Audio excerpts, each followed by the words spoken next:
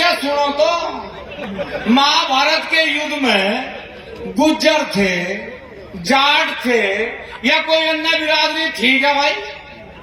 कमाल की बात है जब हम आपस में लड़के मर सके दूसरों को छोड़ देंगे।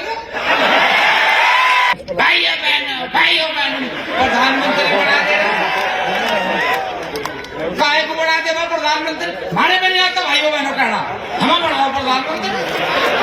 लोगों के महापुरुषों को चुराने का काम कर रहे थे, उनके ग्वालियर में लट बजा और उन लोगों के मेरठ में लट बजा। ये आप लोगों आपने बिना मतलब में बिच्छू की पूंछ का हाथ लगा दिया। जब तक सरकार जो जनसंख्या नियंत्रण का कानून लावे, जब तक तगड़े से होकर काम पे भी लगो। ना ही कोई मैं भाषण देने आया, मैं आप लोगों को राशन देना आया। भारत माता की वंदे वंदे। आगे जब बोलूंगा जब बैठ जाओगे। बीजेपी सरकार होश में आओ, होश में आओ। बीजेपी सरकार होश में आओ, होश में आओ। पूरे छिक्की जब बोलेंगे जब आप बैठ जाओगे। एक बार भाई सब बैठो। बैठे इसलिए सबसे निवेदन है भाई, सबको मौका दो, वो देख ले, वो समझ ले। सब लोग हमारी आवाज कहां तक जा रही है, एक बार हाथ उठा के बताओ। तो भाई मैं आप लोगों को कोई भाषण सुनाने नहीं आया, ना ही कोई मैं भाषण देने आया, मैं आप लोगों को राशन देना आया। मेरे दिए हुए राशन से अपने दिमाग को दुरुस्त रखें और विचार करें कि लाखों की संख्या में आज राजपूत समाज इकट्ठा हुआ क्यों। हमसे लोग सवाल करें साहब कि आप बार बार पंचायतें करते हो, बार बार पंचायत करते हो, इसका क्या निष्कर्ष निकला अब तक। हमारी बात को ध्यान से सुनो सब लोग। पहली पंचायत हुई सहारनपुर, दूसरी पंचायत हुई केथड़, तीसरी पंचायत हुई देहरादून, और आप लोगों की पंचायत का ही ये परिणाम है कि जो समाज आप लोगों के महापुरुषों को चुराने का काम कर रहे थे, उनके ग्वालियर में लट बजा और उन लोगों के मेरठ में लट बजा। ये आप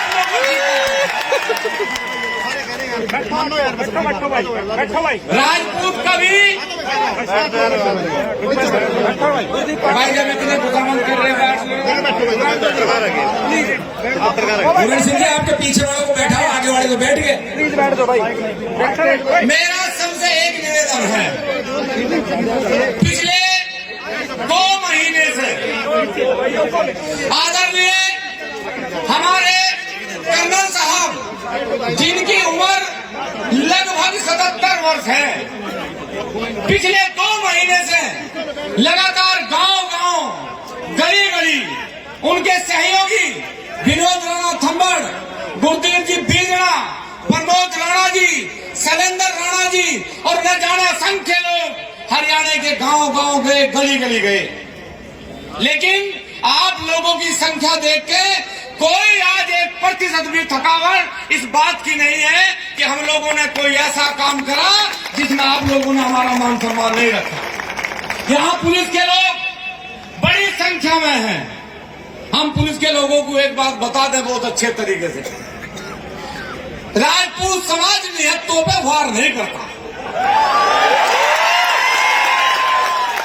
आप लोग 19 तारीख में लाठियां लेकर आए और हम लाठी को ना निहत्ता समझते हैं। कभी तलवार लेकर आना साहब जब किससे लड़ने के लिए भाई, किससे लड़ने के लिए? मात्र एक एमपी और एक विधायक के कहने से राजपूत समाज पर लाठी चलाना कोई मामूली बात है। एक लाठी का परिणाम ये केथड़ है, मात्र एक लाठी का अंदाजा नहीं लगा सकते। और एक निवेदन जरूर करूंगा आप लोगों से, और उस निवेदन को जो सच्चा राजपूत है वो स्वीकार करे।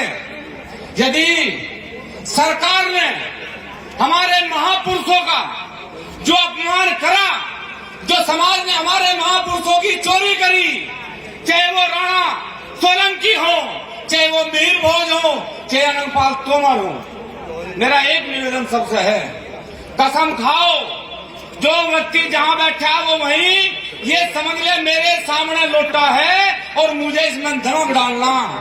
यदि ये महापुरुषों के सम्मान को भारतीय जनता पार्टी वापस नहीं करती, पूरे भारत में एक भी वोट बीजेपी को नहीं देंगे। बीजेपी सरकार होश में आओ, खट्टर सरकार होश में आओ।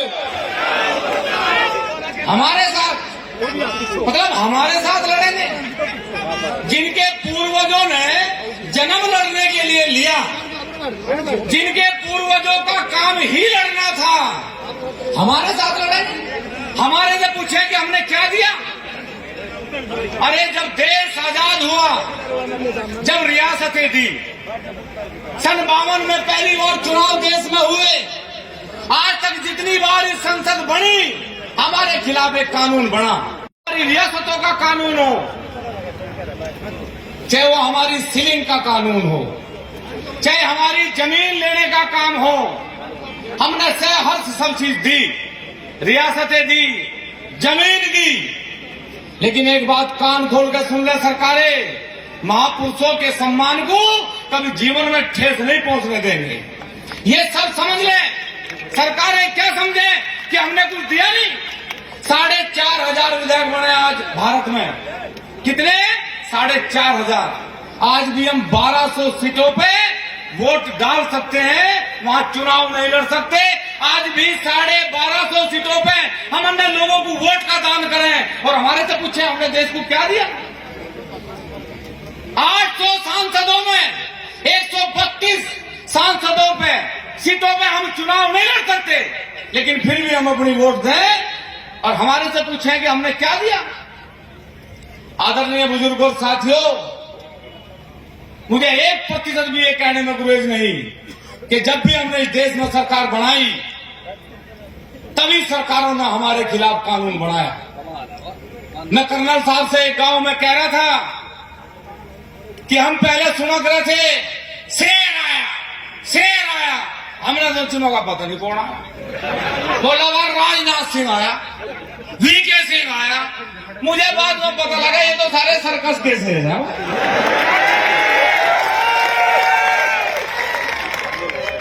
मतलब जहां अमित शाह अगर मोदी का हंटर चलागा, ये वही काम करेंगे, इससे ज्यादा इनकी कोई औकात। बीजेपी सरकार, आरएसएस, बीजेपी सरकार होश में आओ। जारी रखें पूरे से। महाभारत जोश आई जाता है लोगों को। अच्छा सुनो तो, महाभारत के युद्ध में गुज्जर थे, जाट थे या कोई अन्य बिरादरी थी क्या भाई? कमाल की बात है, जब हम आपस में लड़के मर सके दूसरे को छोड़ देंगे।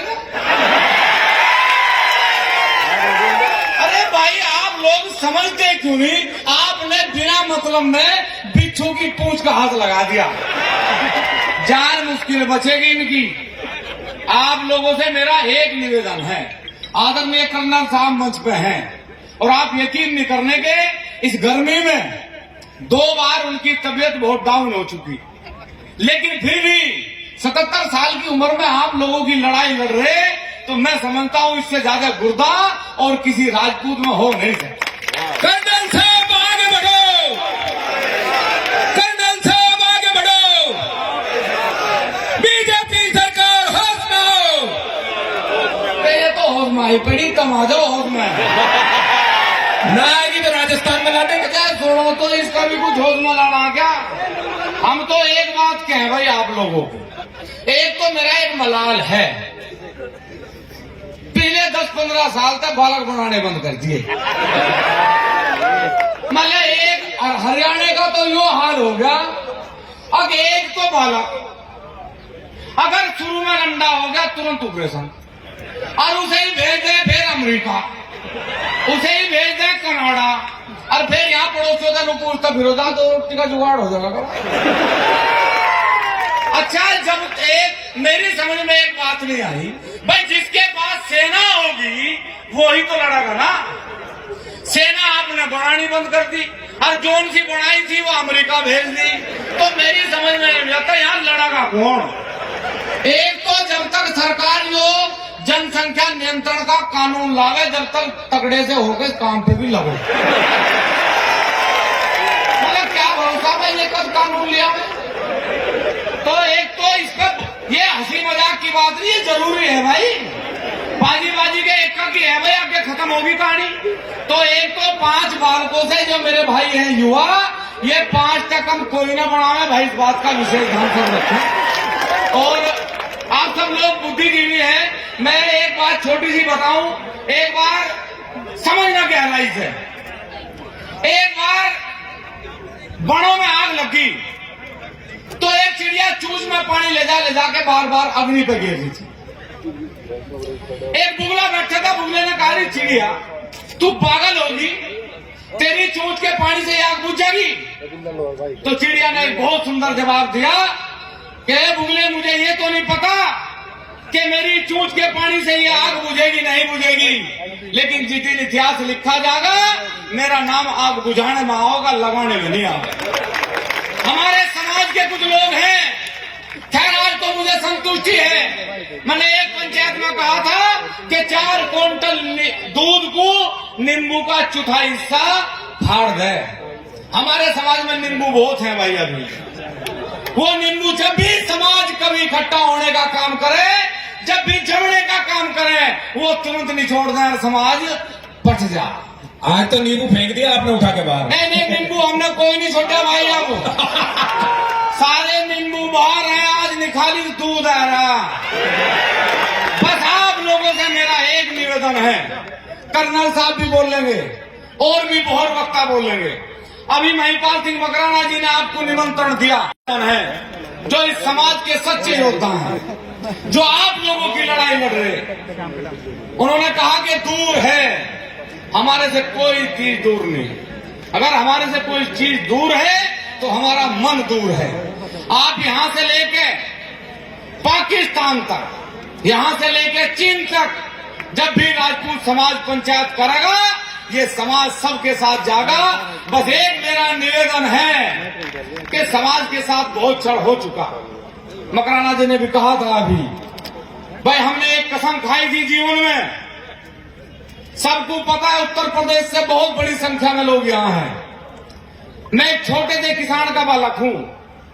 मेरे पिताजी पर 10 बीघा जमीन है और कोई आमदनी का स्रोत नहीं।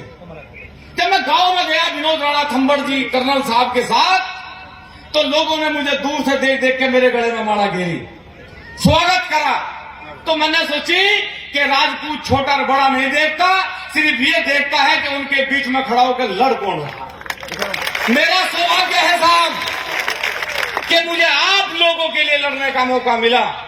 रण नहीं जिनके जीवन में वो बड़े अभागे होंगे, या तो प्रण को तोड़ा होगा या फिर रण से भागे होंगे। हम लोग रण से भागने वाले लोग नहीं। मेरा निवेदन आप लोगों से है, जब भी कहीं क्षत्रिय महाकुंभ हो, मैं शुरू में एक बात कही थी कि एक कुंभ है कि थड़ में। अभी भारत में कितने कुंभ भरे जाए? 4, 3 बाकी हैं। और जब तक जड़ों को हला हला के फाड़ नहीं देंगे, जब तक कुंभ भरते रहेंगे। विनोद राणा थंबड़ जी के पास 4 राज्यों के 4 जिलों से ये निमंत्रण है कि अगला महाकुंभ हमारे यहां हो। हमें नहीं पता कि उनके पास किस किस के फोन हैं, किस किस ने उन्हें निमंत्रण दिया, लेकिन इस मंच के माध्यम से ये बात दावे के साथ कहेंगे कि एक कुंभ और हरियाणा में भरा जाएगा, और उसके बाद दूसरा कुंभ उत्तर प्रदेश में भरा जाएगा, और तीसरा कुंभ दिल्ली के लाल किले पे भरा जाएगा। ये पक्का 100% दिल्ली हमारी। भाइयों बहनों प्रधानमंत्री बना देना। काय को बना दे प्रधानमंत्री, हमारे में नहीं आता भाइयों बहनों कहना, हम बनाओ प्रधानमंत्री, किसी को बनाएंगे राय नहीं पा रहा। समझ लो, लोग नु कहें वोट तलवार का जमाना चला गया, भाई तलवार का जमाना है, तलवार का जमाना था और तलवार का जमाना हमेशा रहेगा।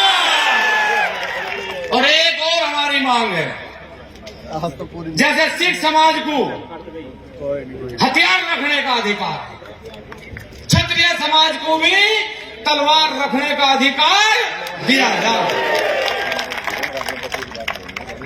आप लोग सब बुद्धिजीवी हैं, कोई ऐसा व्यक्ति नहीं जो बुद्धिजीवी नहीं है। इस मंच पे ऐसी ऐसी हस्तियां बैठी तो रोज आंदोलन करें। मुझे परीक्षित ने बुलाया साहब, मुझे बड़ी खुशी हुई कि मैं जब गया वहां रात के 2 बजे मैं पहुंचा पानरवा, रात के 2 बजे हमारे इंतजार में सारा परिवार खड़ा रहा, हृदय गदगद हो गया कि भाई आज हम लोग जिन महापुरुषों के नाम पे अपने आप को गौरवशाली महसूस करें, आज उन महापुरुषों की चोरी, और वो भी आप लोगों की मौजूदगी में चोरी। जिसे आपने वोट दी वो हमारे महापुरुषों की चोरी करेगा, जिसे आपने सांसद बनाया वो हमारे महापुरुषों की चोरी करेगा, जिसे आपने विधायक बनाया वो हमारे महापुरुषों की चोरी करेगा, और जिसे आपने प्रधानमंत्री बनाया वो हमारे महापुरुषों की चोरी करवाएगा। और हम फिर भी शांत बैठे, ये हमारे ऊपर कोई भी हम नहीं समझते कि राजपूत समाज के लिए गरिमा की बात है। मेरा निवेदन है साहब आपसे, यहां पूरी टीम गांव-गांव मुझे जाने का सौभाग्य मिला। मकराना जी ने जो कहा उस पर भी आपको ध्यान देना है, परीक्षित ने कहा उस पर भी आपको ध्यान देना है। जहां जहां पंचायतें होंगी वहां वहां जाएंगे, एक भी पंचायत को ऐसा नहीं छोड़ देंगे कि ऐसा ना लगे कि अब राजपूत जाग चुका। और ये तो हमारा सौभाग्य है साहब कि जो महापुरुष हमें बचाने के लिए लड़े, अपने सिर कटवाए, आज वो हमें जगाने के लिए लड़ रहे, हमें जगाने के लिए दोबारा से इस देश में उन्होंने एक बीड़ा उठाया। ये पंचायत छोटी पंचायत नहीं है, बहुत लोग आंकड़ा लगाएंगे, 10,000 लोग आए, 5,000 लोग आए, 20,000 लोग आए। हम बार बार ये बात कहें कि यदि जंगल में शेरों की संख्या ज्यादा हो जा साहब तो अन्य जानवर कहां जा, ये हमें कहने की जरूरत नहीं है। इसलिए निवेदन है कि शेरों की संख्या इतनी रखो, सरकार समझ ले कि यदि सारे शेर इकट्ठा हुए तो भारत में कोई सरकार, कोई नेता बचेगा नहीं। और एक निवेदन और है भाई, जब तक मिहिर भोज जी, राणा सोलंकी जी, अनंतपाल तोमर जी का अधिकार हमें नहीं मिलेगा, जब तक बीजेपी के किसी भी नेता का कोई गांव में स्वागत नहीं करेगा। और जो बीजेपी सरकार होश में हो, खट्टर सरकार होश में हो। यहाँ बहुत लोग हैं, बहुत लोग आए, हमारे मुस्लिम भाई भी हैं, लेकिन हम एक बात कहने से बिल्कुल नहीं चूकेंगे। हमने एक बार सुना संसद में एक नेताजी ने खड़ा होकर कहा कि यदि दादा भीमराव अंबेडकर ना होते तो मैं इस देश का प्रधानमंत्री ना होता। शुरू हो, आप पूरी ईमानदारी से, पूरी शालीनता से, पूरे व्यवहार से और पूरे ईमानदारी से यात्रा में काम करें। कोई भी व्यक्ति 1% इधर उधर होने का काम ना करे।